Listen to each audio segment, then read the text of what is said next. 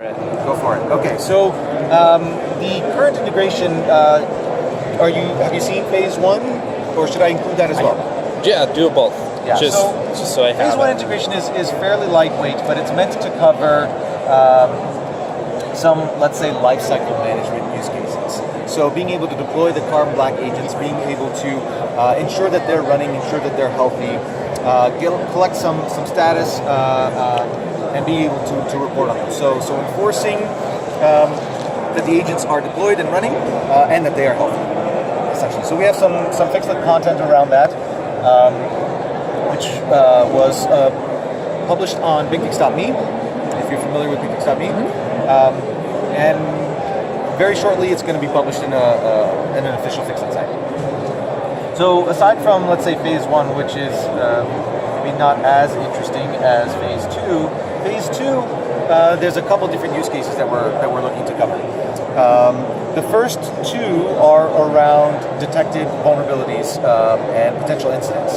So Carbonblack Response has the ability to identify whether or not a vulnerable application exists in the environment. Not so much that it exists, but it was found to be, let's say, running in the environment.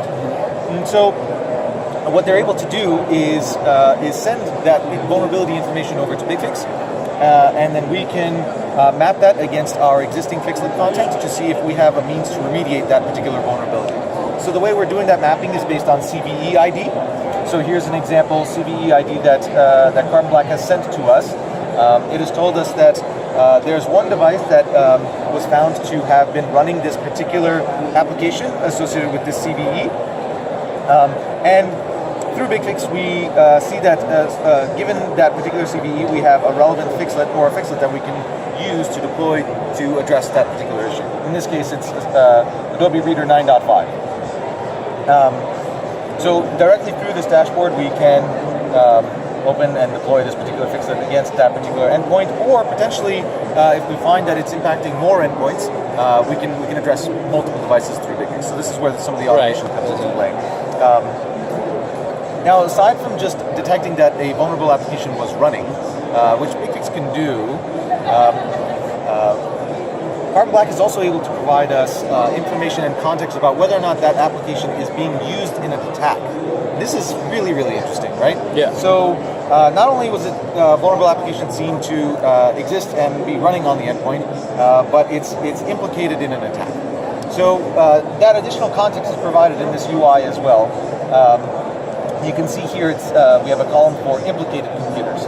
So not only is this particular CVE found to be impacting a computer, it's also implicated in an attack. So this helps set the priority in terms of responsive remediation, right? We need to address this issue against this device. So part of what this integration is meant to do is provide that sort of context and help prioritize the remediation and patching efforts of Bigdix operators. With me so far? Oh, I'm with you. So along with whether or not a vulnerability exists on an endpoint and whether or not it might be being used within an attack, we also provide some context around the CVSS risk score to help again with prioritization. So we can look at it from the CVE perspective in terms of the vulnerability. We can also look at it from the computer's perspective to see for any given computer are there CVEs that are applicable and or maybe being used in an attack. So here's another example where let's see, if we sort this by implicated CVEs,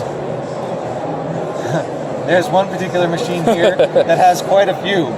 So we would want to focus our efforts on addressing this particular device. And this is sample data. This is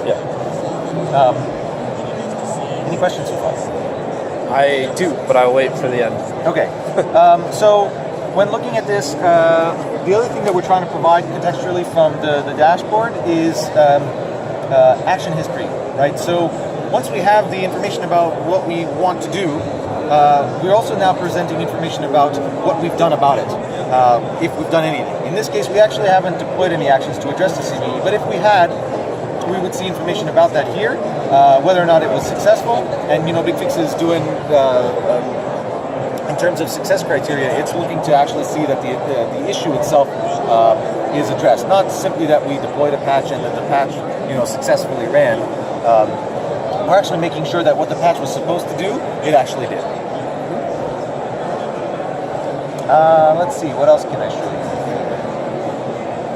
I think that's it at a high level. One other thing, aside from remediating a given vulnerability, another option that we're providing through this UI is the ability to quarantine a device.